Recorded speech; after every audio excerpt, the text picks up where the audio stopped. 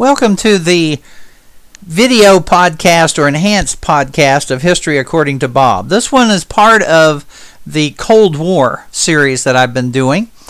This one is an example of what would happen if the United States were attacked by Russia or China. One of the maps shows the 50s and one of them is more modern.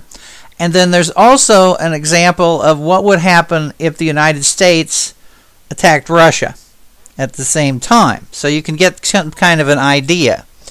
Now here is the old 1950s and 60s fallout chart. That's in red. So if we were hit by an all-out attack in the 1950s and 60s, the area in red would be the target zone and the fallout area zone. Now you notice that New York is in darkened area, and that's because this chart came out of the 1960s pamphlet from the state of New York on nuclear preparedness. And you can see how in the west it kind of dips down and then goes up. Well, that's the way the weather patterns generally go. Now, if you want to talk about targets today, this is a chart that appeared in the 1990s, and sometimes you can find it and sometimes you can't. But when they talk about, well, they're not going to attack everything, they're just going to have limited strikes. Well, where you live, if it's in one of these circles, you would say, well, I'm in a bad spot.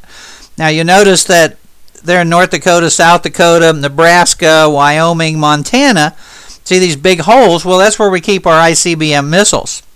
If you notice where Kansas City is, well, Kansas City is a big hole.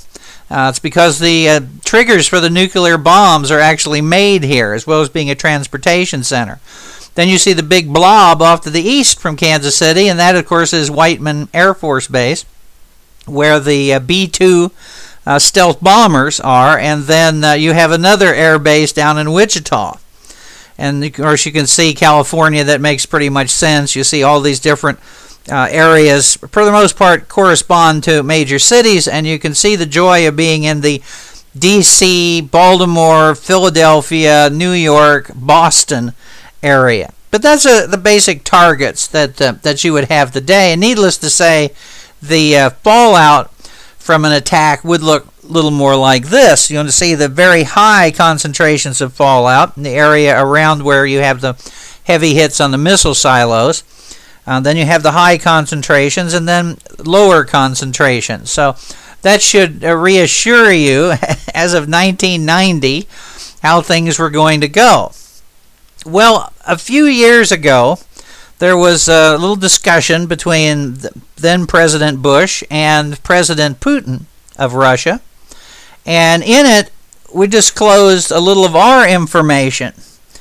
This is a series of hits targeted, in other words, an ICBM missile attack by submarine-launched missiles against the main Soviet, I should say Russian, and old habits die hard, Russian ICBM area.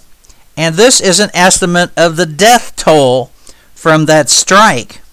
And then you can see 107,000.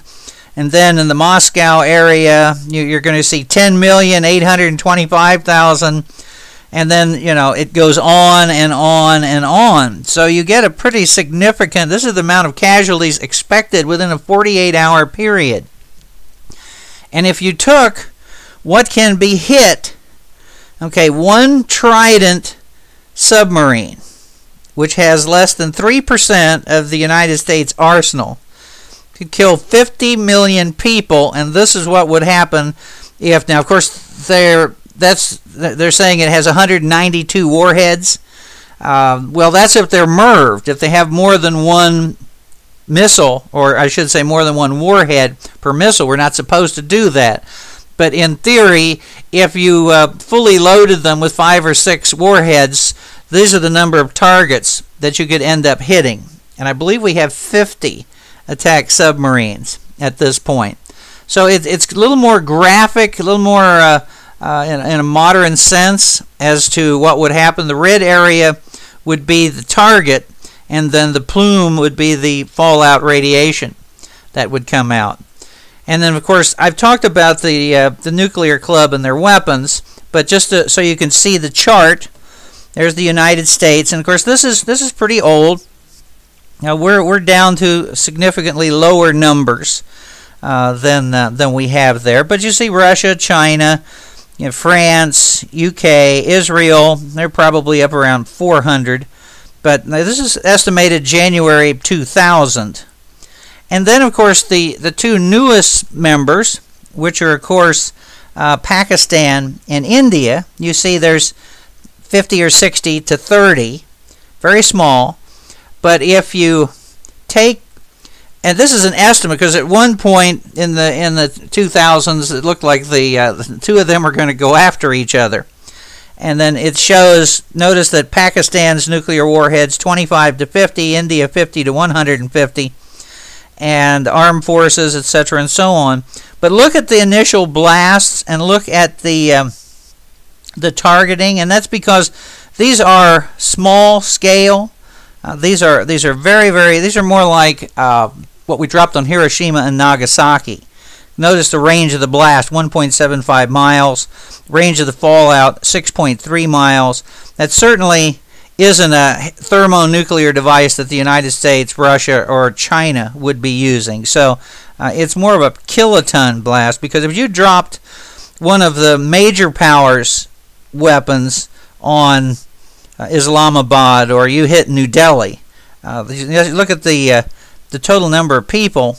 That is, there's probably more than a couple of million living in each one of those. And so that would be a little bit troublesome. So you'd have much larger targeting zones. So we're talking about some of these smaller countries. You're really talking about not a thermonuclear device, hydrogen type weapon, but more or less of an atomic style weapon. So that should help you to sleep better a little bit at night. And so I hope you enjoyed this little short scenario of what might happen. And as always, don't forget to come by the website, summahistorica.com or historyaccordingtobob.com, and ask a question, leave a comment, check out the CDs, and thank you very much.